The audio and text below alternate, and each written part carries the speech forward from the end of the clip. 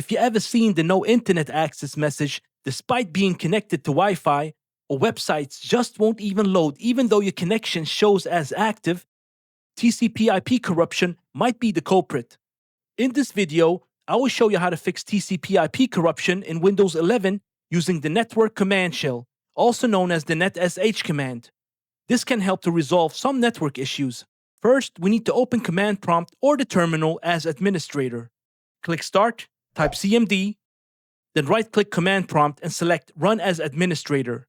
In this tutorial, I'll be using the terminal. Right-click Start, then select Terminal with the option as Admin.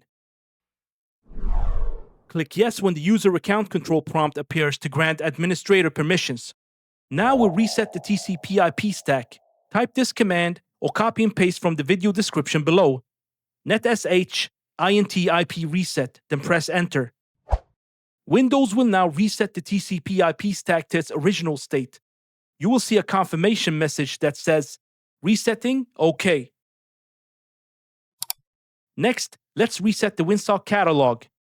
Type or paste from the video description, netsh Winsock reset, then press Enter. You will see a message saying, Successfully reset the Winsock catalog. You must restart the computer to complete the reset.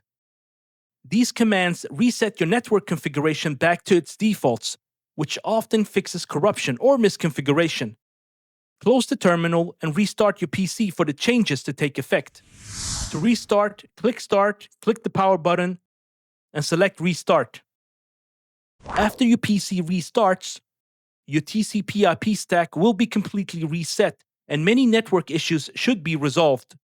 To verify the fix, we'll use a simple ping test. Open your terminal again and type ping google.com. If you see active replies, you've successfully rebuilt your network stack.